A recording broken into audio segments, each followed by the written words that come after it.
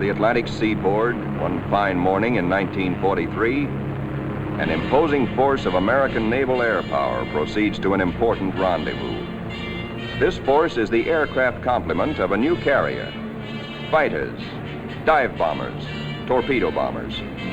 With the air group commander leading everyone, they are flying out to sea to join the ship which will be their floating home and fighting base. He is one of many carriers which the American people have built since Pearl Harbor to destroy the enemy in his own part of the world, far away. And there now is our base, powerful and serene. In honor of all American aircraft carriers, let us call her the Fighting Lady.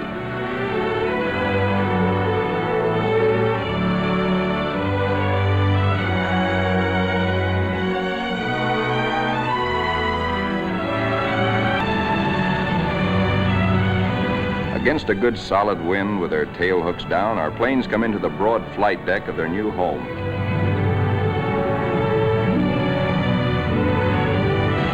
In case the plane's hook fails to catch the arresting gear, there's a series of stout wire barriers. Number one man on the flight deck just now is the LSO, the landing signal officer, always a flyer himself. Like all aviators, he'd much rather be flying.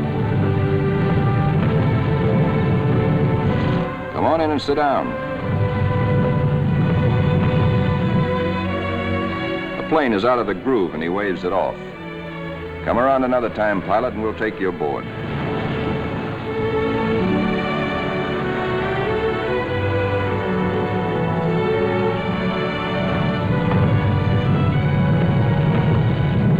When planes land, they taxi quickly forward out of the way. Later, they'll have to be shifted to the stern and rearranged in proper position for takeoff. This is called respotting the deck. Here is our skipper, Jocko, a veteran Navy flyer, Annapolis, 1917. He is not impressed by our earnest efforts, nor the flight deck control officers. The skipper calls all hands together and gives us a piece of his mind. We'll never be ready for combat unless you flight deck crews learn right now to work as a team. Don't you men realize that before long we'll be in dangerous waters? That's too slow. Bear a hand.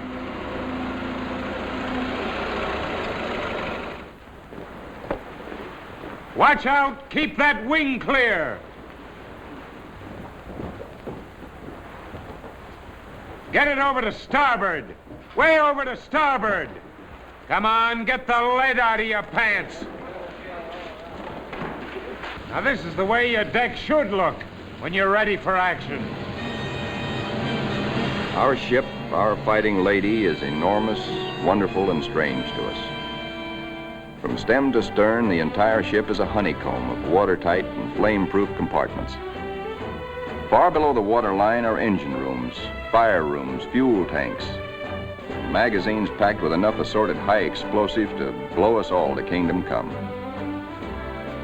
The hangar deck is like a gigantic tunnel, nearly 2 city blocks long and wide enough to house 4 freight trains abreast.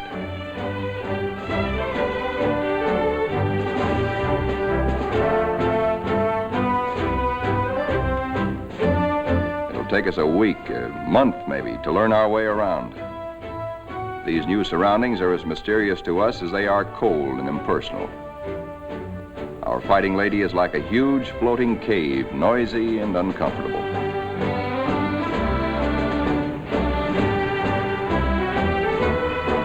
Elevators as big as a tennis court carry us topside to the flight deck. The great superstructure rising amidships is called the island. This is truly the ship's nerve center, its fighting brain. 85% of us who make up the Fighting Lady's family are volunteers in this war and have never been to sea before.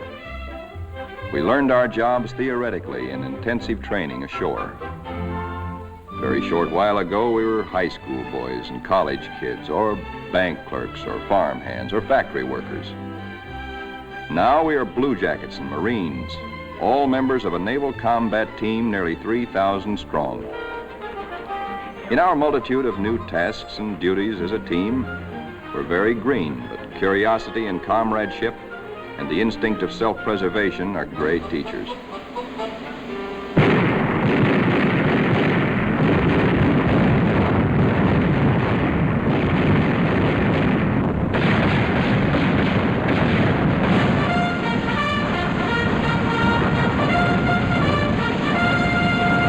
Some of us have to master the delicate and complicated instruments which control the fire of our 5-inch batteries, the guns that must defend the Fighting Lady when enemy dive bombers and torpedo planes attack.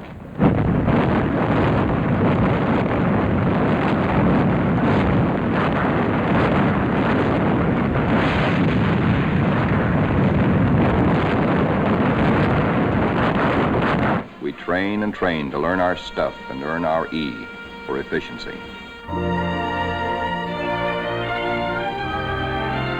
The Fighting Lady's destination is still a closely guarded secret, but no one can hide the fact that we are entering tropical waters. Our ship seems more friendly and comfortable now, and we greenhorns feel that a suntan will at least make us look like fighting sailors. Even our mascot, Scrappy, has been at sea longer than most of us.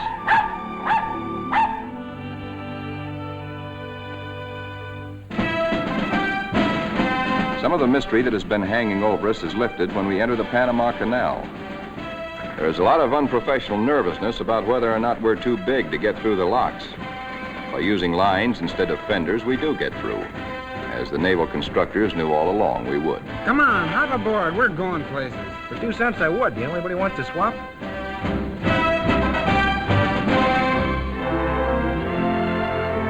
Now we stand out into the Pacific, and life aboard settles down into monotony. Here are our aircraft pilots, officers all. Ship's company call them the glamour boys.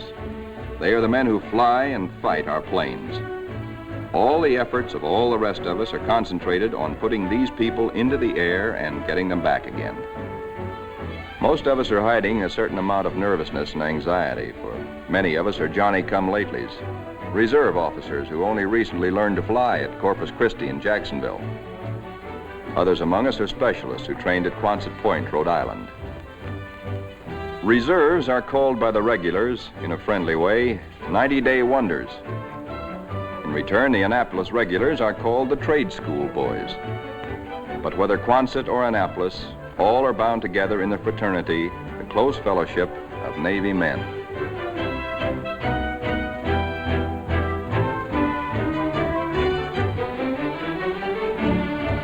Among the ship's non-commissioned personnel, almost 3,000 blue jackets and 100 Marines, the hottest shots are the air crewmen, aerial gunners, and radio men. These boys and the plane captains are the partners of the glamour boys in the air. By non-flying blue jackets, they are called Zoom pigeons or Airedales. And because they receive 50% extra pay for flying, they are sometimes referred to as the bankroll boys.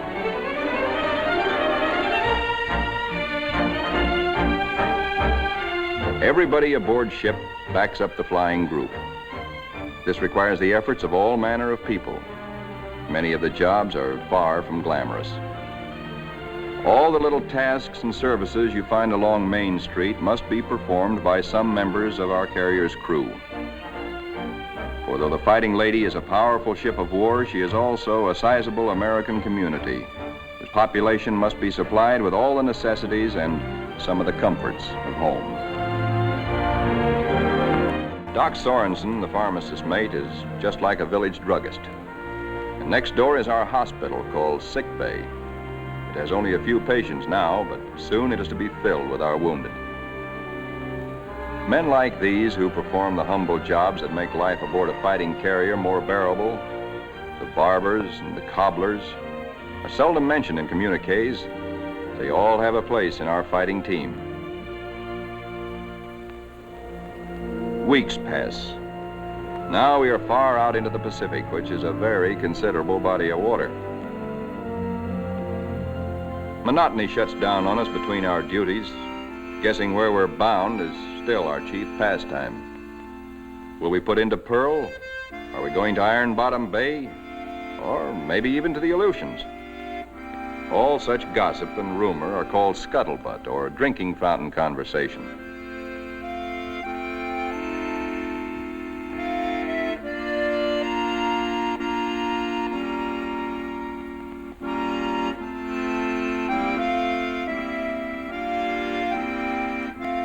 Throughout the ship, men get together in little groups to take refuge from the heavy burden of waiting for something to happen.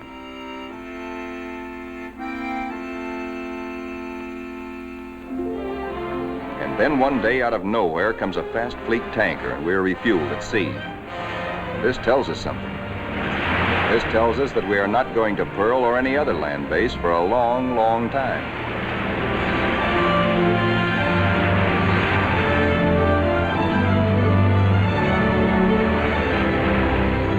Besides our skipper, we have an admiral aboard, a sea dog who's been a naval flyer for nearly 20 years. Until now, only these officers have known where we are to go. But now Jocko, our captain, confers with the air group commander and reveals the plan. The Fighting Lady has been ordered to make a strike. She will pass through waters where no carrier task force has ventured since the bloody Battle of Midway. Remember, this is 1943, long before we took the Marshall Islands. Weather studies are made, and though this is a daily routine, somehow the whole ship senses that something is about to happen. Even before the news is broadcast to all of us, there's a new tension and atmosphere of expectancy. And then we are told we have traveled more than 7,000 miles from Panama, so that tomorrow, August 30th, 1943, we can strike the Jap base at Marcus Island, deep within the enemy's ring of defenses. The evening before our first strike, the air group commander briefs all his pilots with maps and a model of our target. We are sticking out our necks to within 1,000 miles of Tokyo to divert the Japs' attention from other American activities far south and east of Marcus. Those of us who have never before been in battle, that's most of us, ask a lot of questions of those who have seen action. Rear seat gunners, don't break off until you're practically on the same course and right astern of the enemy. Then push over fast. Outwardly, we try to seem composed and cheerful, but a lot's going on inside our minds. We question our most inner selves. What'll it be like? How'll we take it? Will we do all right? This is the night when a lot of boys write one more letter home.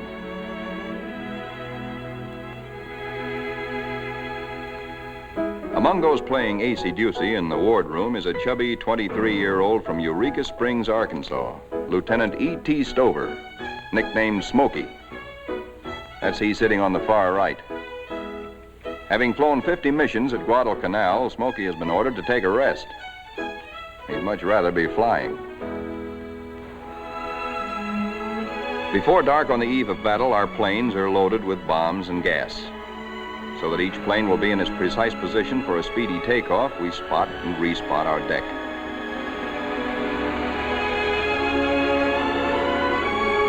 Now all is perfect. We will strike at dawn.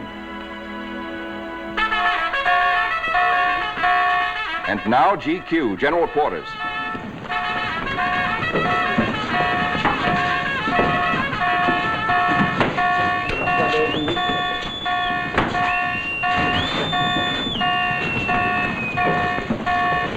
Every man on the ship goes to his battle station, his special place on the fighting team. George, the barber, will pass ammunition. Leo, the baker, will be a sky lookout. Frank, the tailor, is assigned to a first aid station. Pilots are in their ready rooms. Each squadron, fighter, bomber, torpedo bomber, assemble separately. Flyers get into their flight gear and receive last-minute data and instructions.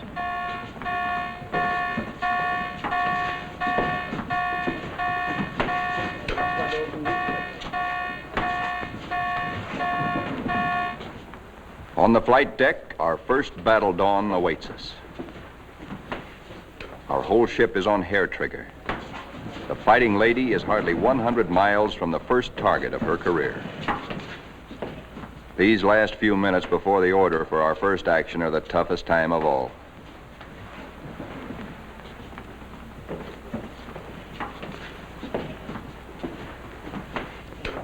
A wise man once said, "War is mostly waiting."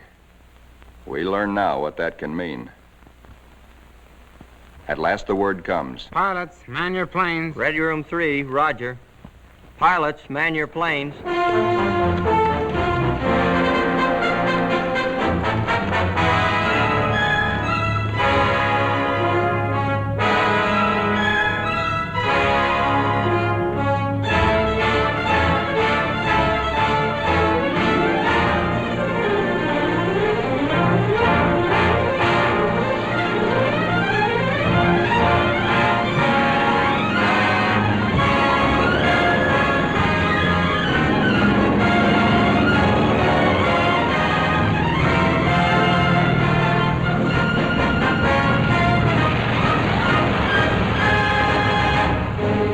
Fighters take off first to form cover aloft for the other squadrons.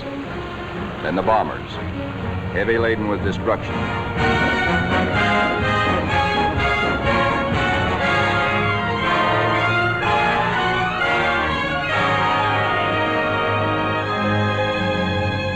The sun has risen now, and our escorts are alert for enemy submarines. But the Fighting Lady steams boldly toward our target to lessen the distance for our planes when they return.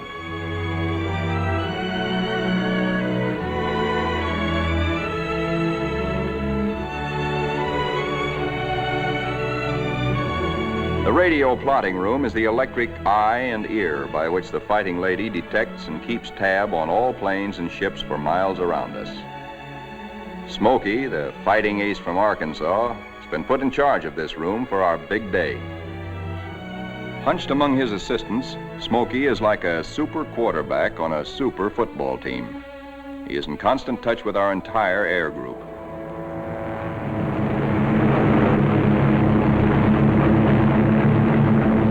As our first fighters race in toward Marcus Island, they stay low, hoping to escape detection by the enemy's radar. Then they climb suddenly and dive. A surprise strafing attack on the enemy's airstrips. These red balls floating up at us so lazily are anti-aircraft fire. There is 3 times as much of it coming up at us as we can see, because only 1 shell in 3 is a tracer. What look like fiery pollywogs are tracers from our own wing guns. The ack-ack is much heavier than expected, but through it we go to knock out enemy bombers on the ground. All through these battle pictures, realize that we are looking straight down our own gun barrels. These pictures are taken automatically by the same mechanism that operates the guns. Pictures even shake with the gun's recoil. Our eye is now the very eye of our fighting airplane.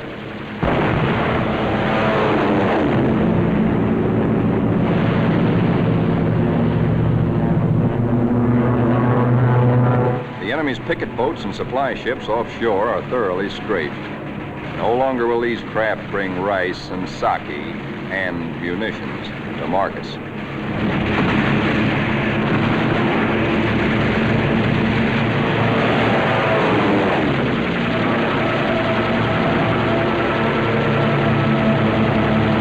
Our bombers flying higher see the island beginning to burn. A moment ago, it looked like a little jade trinket in a cobalt sea.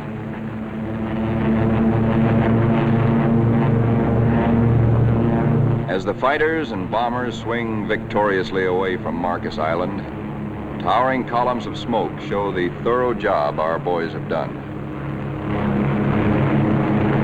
Back aboard ship, Smokey is tracking the flyers with care to be sure that none is missing and that no enemy planes are trying to follow them out to our fighting lady.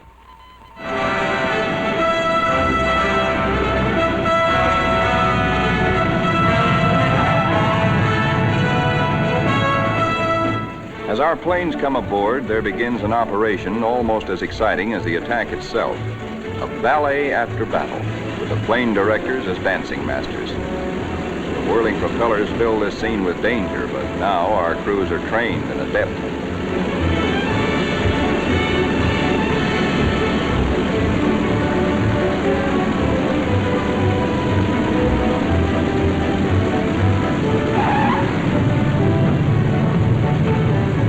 The landing signal officer performs an eloquent adagio on the fighting lady's stern. Warning to the rest of the cast to stay off stage till a limping member can be led out of the way.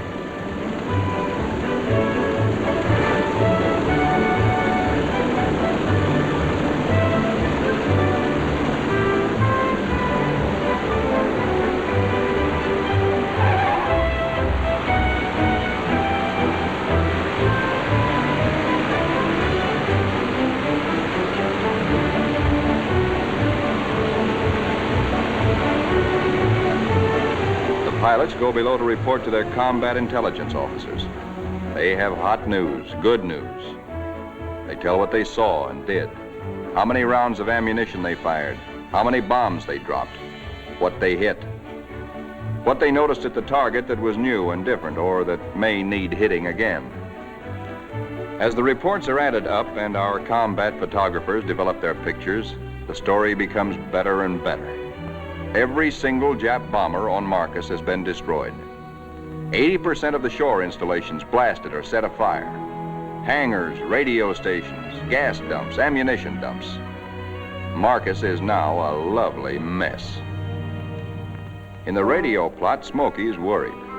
There are planes still up there, and he's wondering about them. They are ours, though, delayed by battle damage. Landing a shot-up plane on the carrier is a crucial test of how well-trained, how alert and steady a naval flyer is.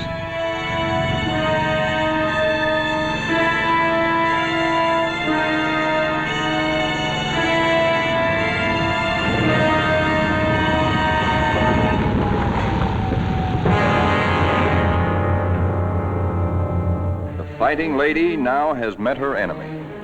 In the wardroom, the pilots who this morning felt new and nervous now talk like veterans. We have been baptized by fire and have survived nicely. We of the fighting lady are growing up.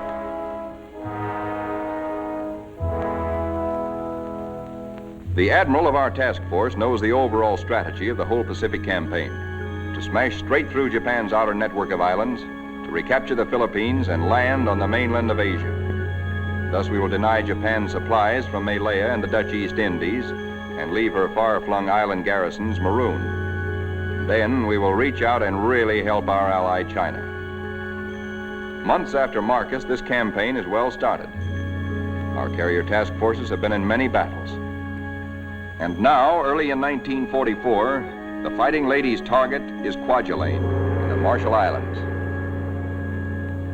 These are Jap Zeros, the fighter screen being pierced by our planes and planes from 8 other carriers, preparatory to strafing Kwajalein and bombing it apart. Our fighter pilots have improved with practice, with the confidence that comes from experience.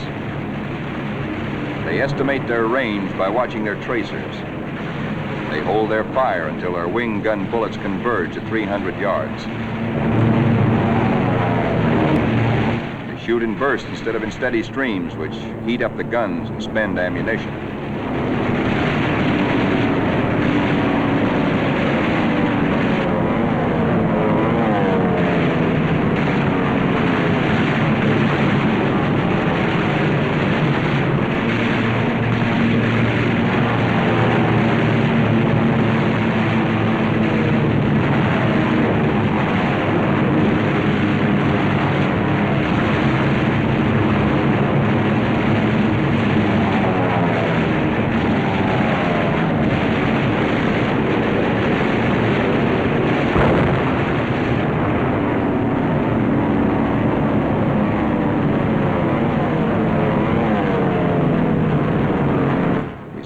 Kwajalein burning very satisfactorily.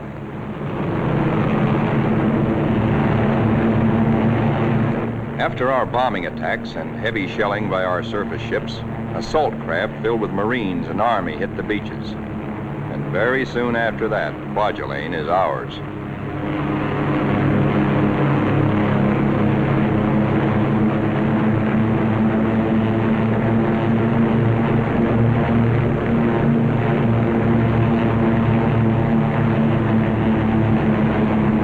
Right after Kwajalein, word comes to our admiral that at Truk, Japan's huge and secret naval fortress 1,400 miles to the west, there apparently are some heavy units of the Japanese battle fleet. Perhaps we can surprise them. Again, the Fighting Ladies Squadron and squadrons from other carriers take off for combat. A lot of mouths are dry at the thought that our target is mighty Truk. The rear seat gunners look back at the Fighting Lady, wondering when and if they will ever return to her.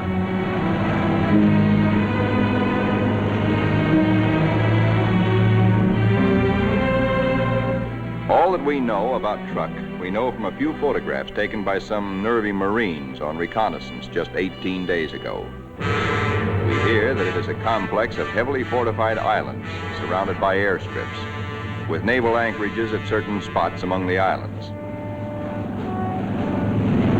For the next 2 days, more than 1,000 of our carrier-based planes are going to sweep in on Truk in relays. The planes appear to float gently off our bow. Actually, their airspeed is a good 70 knots. Diving in on Truk, we again turn on our guns and their synchronized cameras. Truk's defenders are aloft and we smack them hard.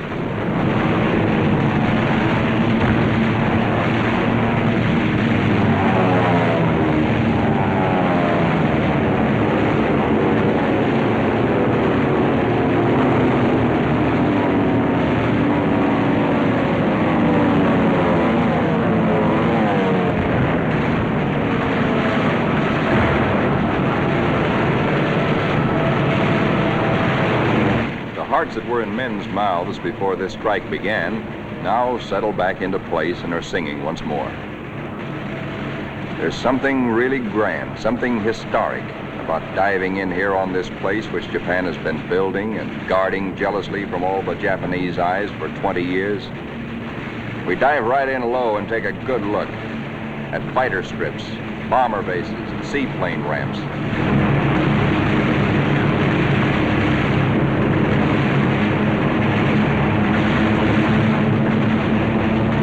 In an almost vertical dive, the pilot may black out or go blind for a moment when he pulls up and out at the bottom, but the camera won't black out. It cannot see the landing of our own bomb, for we'll be up and away before that reaches the target, but it records the hits of other planes ahead of us.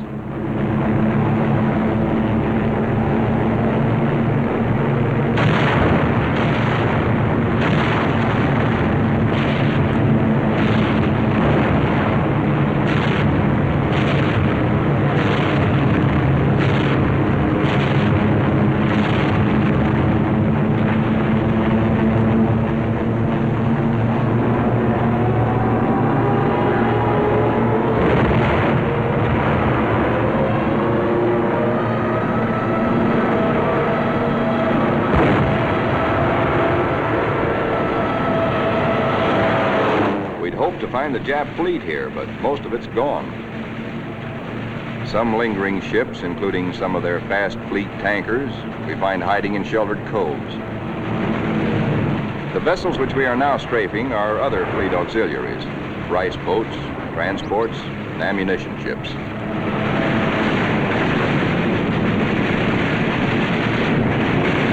With bursts of 50 caliber incendiaries and armor-piercing slugs, we set them on fire, rip them open, often wide enough to sink.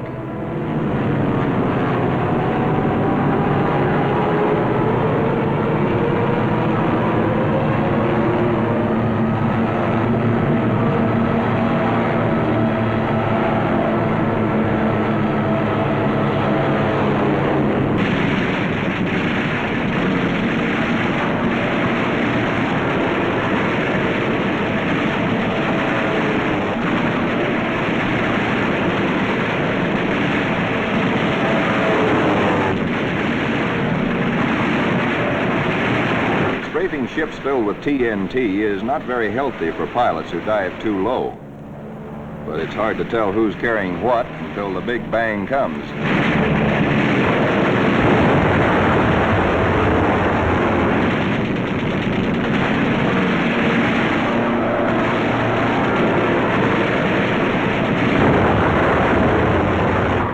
Returning to the deck at 130 miles an hour with a flap shot away, all a pilot can hope to save is his own skin.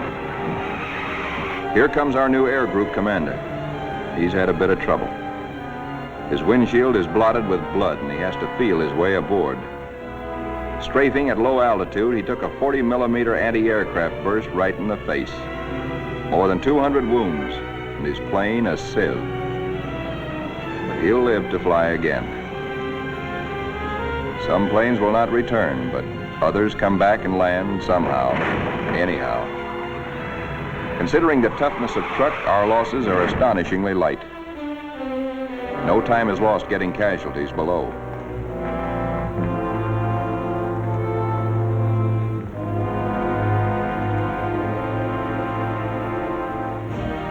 It's a long way from Truk to our secret rendezvous in the Marshall Islands. Someday it can be told just where this is. Actually, it is a magnificent new fleet anchorage, an advanced naval base, which we have taken from the Japs and made secure. Now, for the first time, we, who have been operating as separate, relatively small task forces, see assembled the enormous mass of naval power. Over 1 million tons of American fighting steel. New carriers, new battleships, new cruisers and fleet auxiliaries in an amount which Japan could never conceive, let alone produce.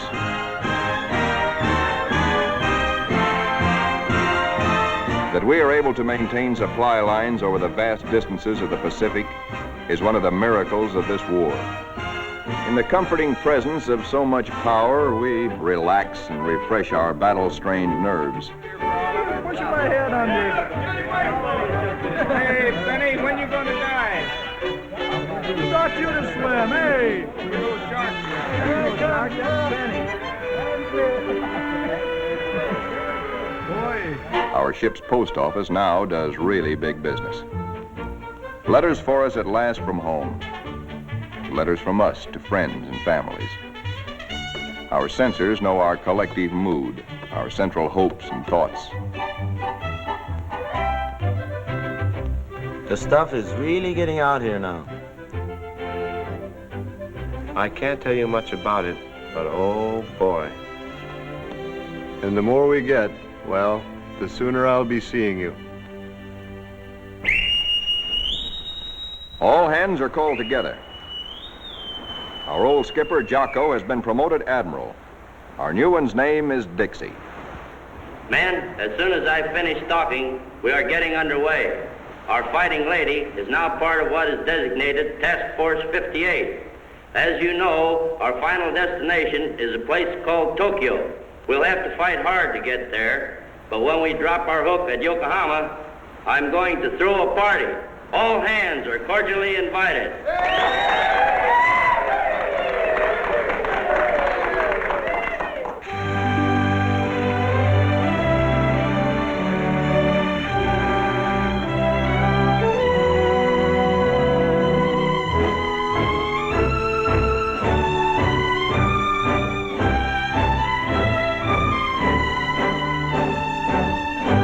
task forces are built compactly now around carriers like ourselves with speedy new battle wagons at our side.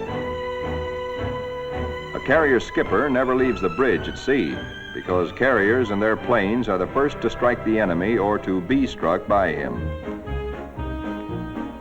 Our aircraft pilots are constantly on call, for despite the massive power spread out around us, these are still dangerous waters. Our pilots know this all too well, but it doesn't worry them now, for they're seasoned. They know how. There are a lot of new faces among us, but most of these men, too, have been in action. At places like Hollandia, Millie, Joliet, Palau, Rabaul, Wake, Meloilap. Our rear seat gunners and radio men are old hands now. Some of their faces are different, too, because there have been replacements. A lot of them have been made commissioned officers. There's a saying in the Navy that you never learn to love a carrier until she gets hurt. Well, perhaps we don't really love our fighting lady, but we've become mighty fond of her and almost comfortable, almost at home.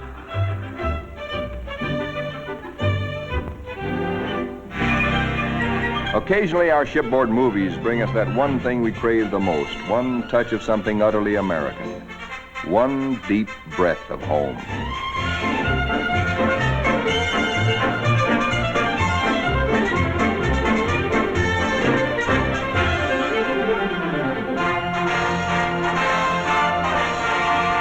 Like Jocko, our new skipper, Dixie, is an old hell-diving Navy pilot. In their battle caps, he and Admiral Mitscher look like big league baseball managers. Northwest we steam, and never before in history has an ocean borne such a weight of naval power. Not at Jutland, not at Japan's proud boast Tsushima was there anywhere near the force with which we now assert that this is our ocean, this is our air, and we're seeking the Japanese battle fleet to prove it.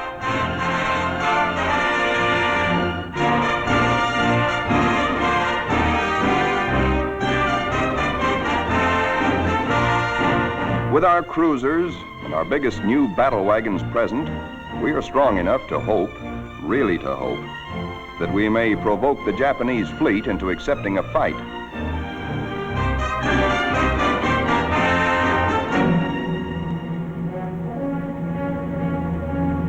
We're joined by plotting Coast Guard and Navy transports. The Marines again. So another amphibious assault is cooking.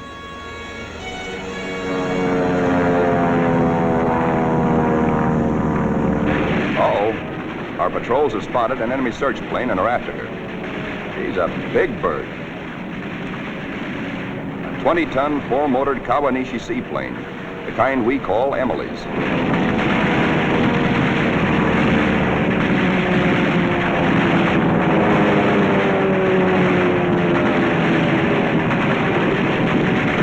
Miss Emily's a tough old girl.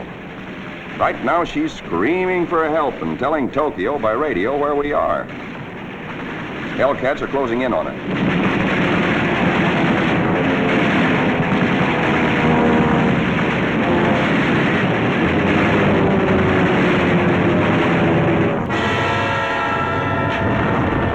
So long, Emily.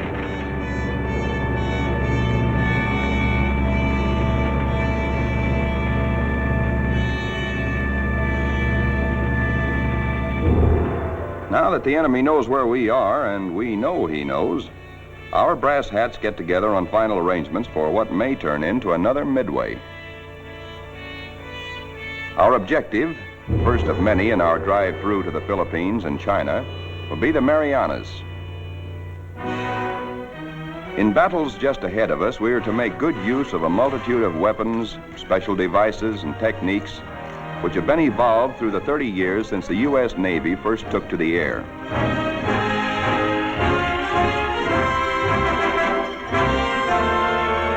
Not only did our naval flyers create the aircraft carrier itself, but it was they who devised the torpedo plane and invented and perfected dive bombing.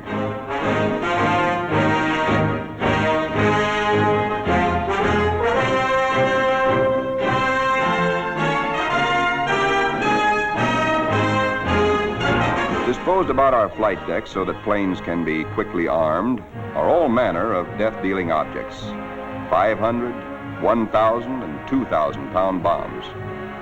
We have torpedoes and incendiaries, and a kind of anti-personnel bombs we call daisy cutters.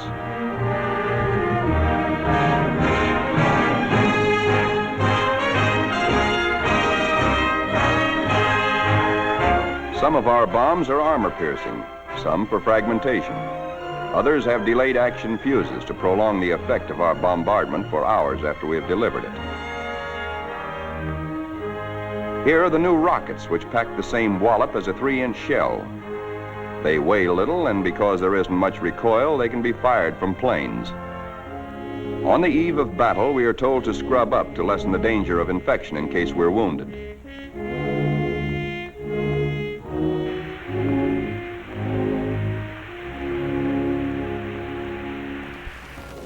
As well as our bodies, most of us prepare our souls.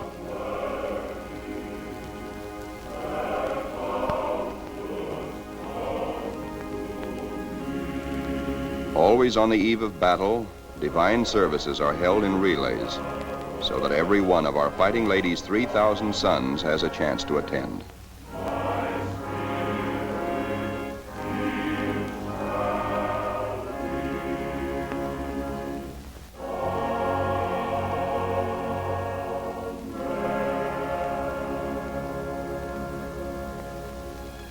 As the eve before battle lengthens, there is the usual waiting. Again, we're reminded that war is mostly waiting.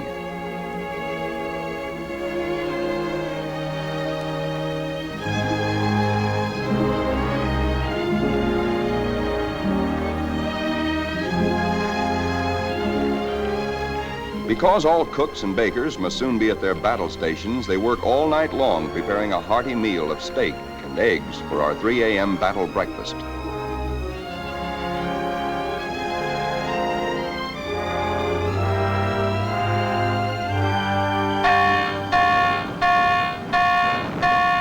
We are being attacked.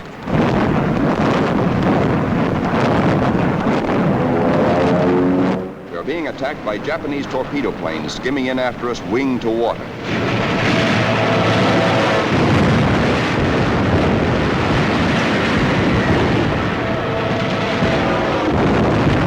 All they want is one hit on our flight deck. We have nearly 90 planes fueled and loaded with bombs, ready for the takeoff.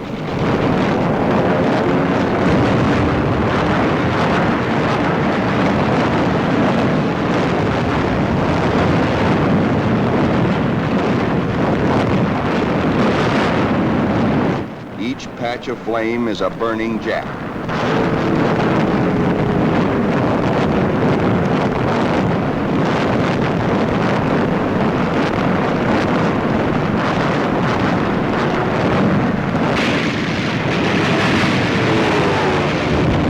In this surprise attack, 19 Japs are polished off by our ship's batteries. Not a single carrier is hit. We have been fortunate. So now commences another major moment in the fighting lady's career. Flight quarters sounds. In this modern warfare, the young plane captains are to their pilots what squires were to armored knights of old. In this operation, typical of many more to come, a lot of other fighting ladies will be involved. And nearly 2,000 carrier-based planes, all of them attacking in air groups like our own.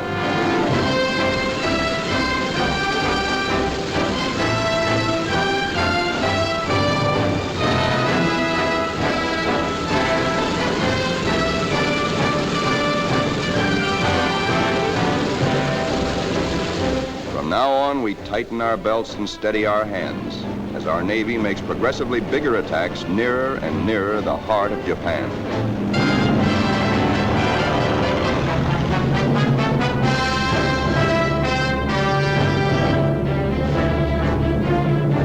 At his post and radio plot, tracking down enemy planes and cursing the luck that keeps him out of the air, Smokey chafes at being grounded on a day like this, especially when targets are juicy ones.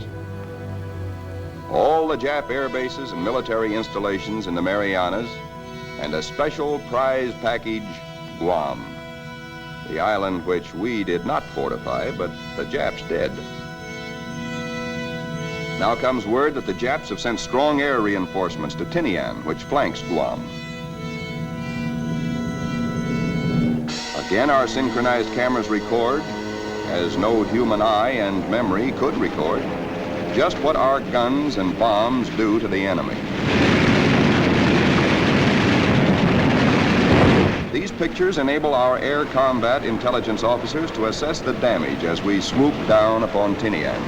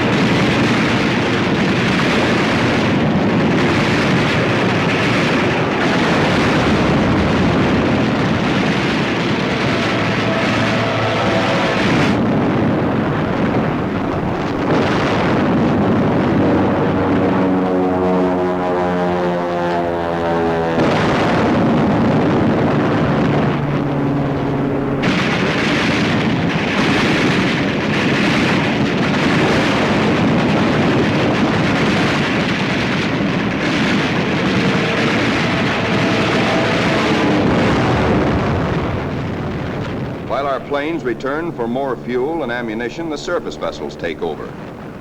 A prodigious naval barrage to prepare the beaches our assault forces are going to hit. Not only our newest, but some of our oldest and proudest battleships are here.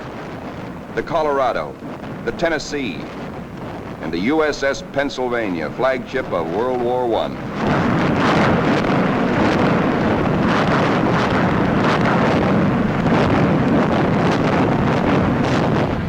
Home to the Fighting Lady, several of our planes, crippled, make a game attempt to land. Now is when the landing signal officer must judge not only the speed, but estimate the battle damage of planes like these.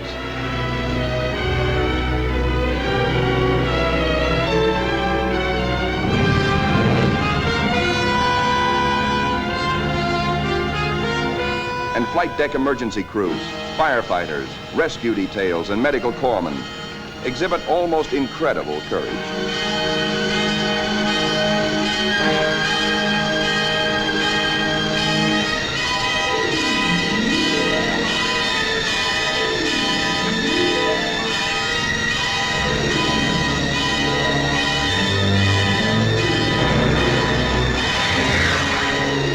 The pilot of a torpedo plane has been unable to release his load of incendiaries. Burning thermite is spilling out at incandescent heat. In the plane's tanks remain about 75 gallons of high-octane gas. The men who brave this danger to save pilot and crew deserve every citation they get.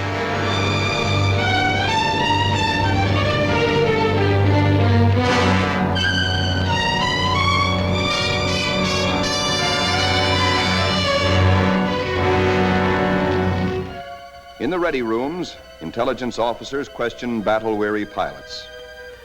What did you see? Any Jap carriers in sight? Are you sure they were carrier-based planes? Then from radio plot comes uncomfortable news. Torpedo planes and dive bombers from enemy aircraft carriers are approaching. All hands, man your battle stations. To our engine room go orders for flank speed, which is a few knots faster than full speed, in case we need to take evasive action. All boilers are lighted to let the Fighting Lady outdo herself if necessary. The engine room people turn on the heat, and the propeller shafts churn like fate in their alleys.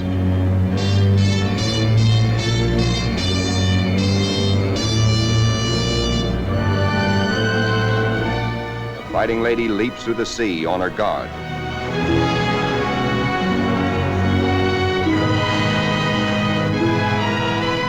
Skipper Dixie gears himself for action, and so does wise old Scrappy.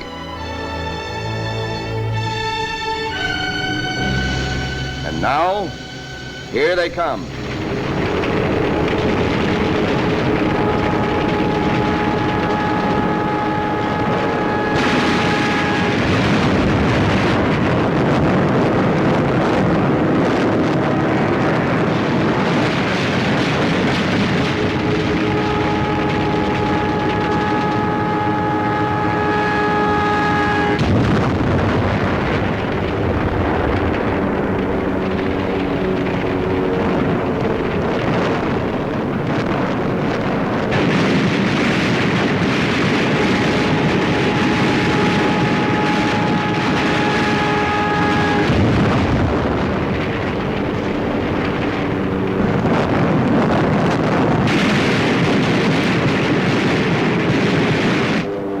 Jill, torpedo bomber, miraculously keeps coming through our wall of flak.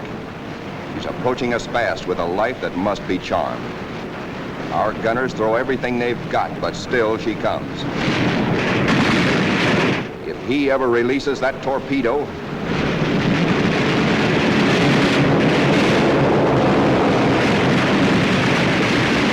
she missed us.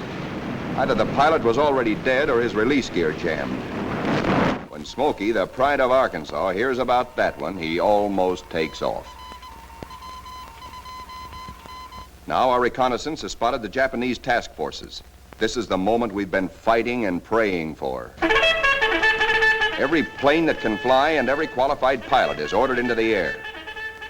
At last, Smokey gets his chance to fly again. Pilots, man your planes. Pilots, man your planes.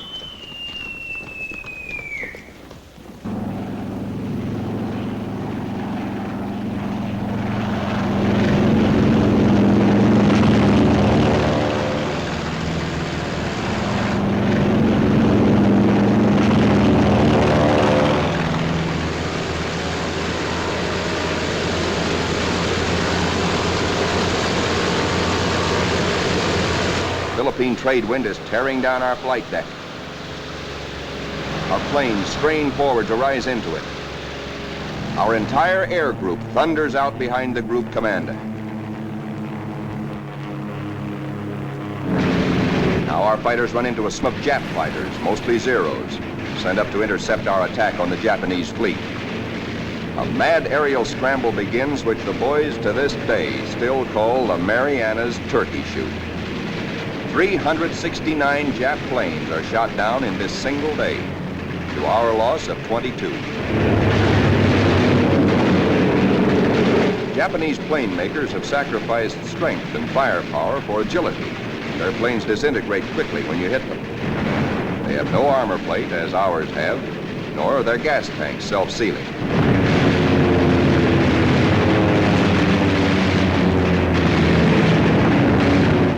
Little monkeys are fancy flyers. They think aerobatics can win dogfights, whereas we believe in smooth flying and careful shooting.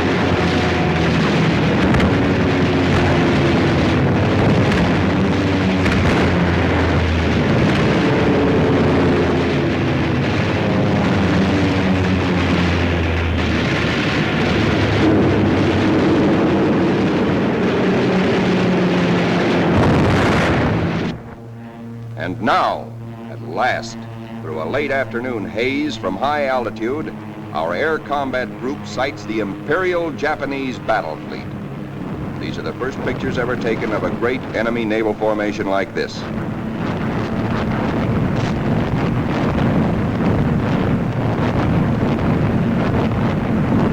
There it is, that Imperial fleet, crawling around below us in violent evasive action. Us looking down on them in the seas they think they own. Some of these Japanese ships are scampering away at better than 40 knots. When you bore straight down on them, they twist, squirm.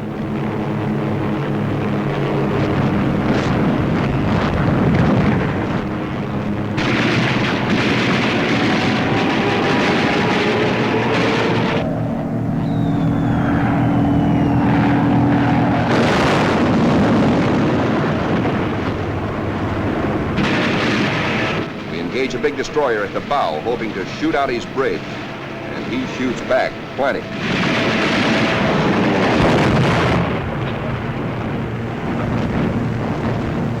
Let's go down after that cruiser. He answers us emphatically from the forward turret.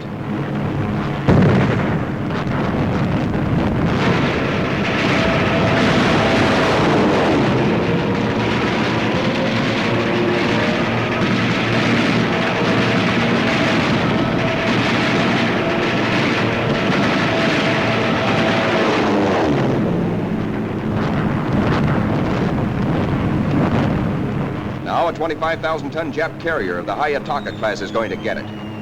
Watch 5 o'clock in the camera, the lower right-hand corner of the screen. This big flat top gets it where the turkey got the axe.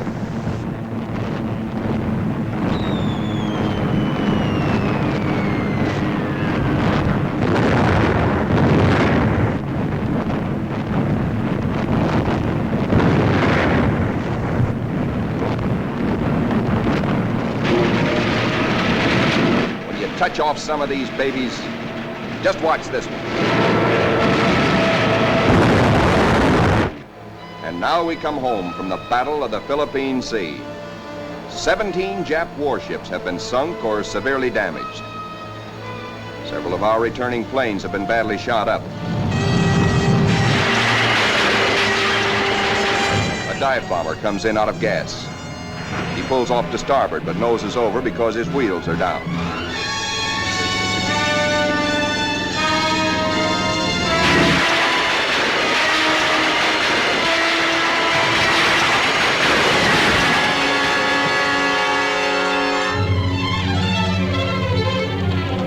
This pilot has 73 holes in his plane, and his leg almost shot away.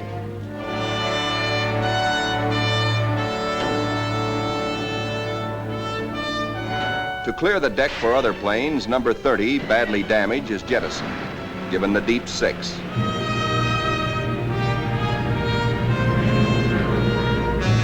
Watch carefully. This man's controls are all but shot away.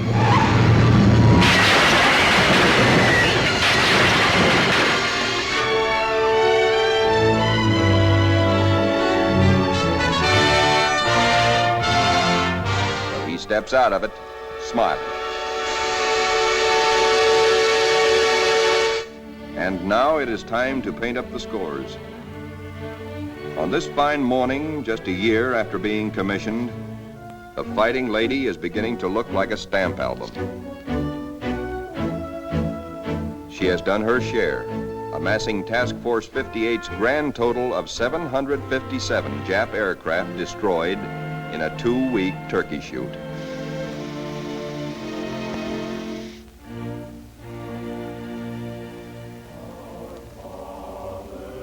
But there's another score to add up.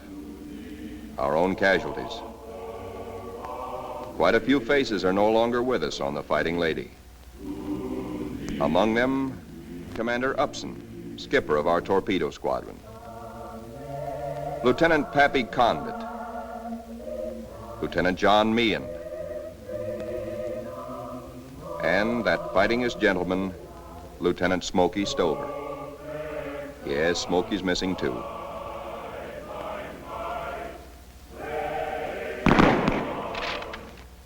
Salute them under their country's flag, for they were brave They were gallant. Others will come forward to take their places. For the battles we have fought on the seas and in the sky are only the beginning. Still hungry for battle will steam our carrier, serene, powerful, unafraid. She and her planes will come home again someday, God grant, but not until the bitter, glorious end. For she is, and we salute her, the Fighting Lady.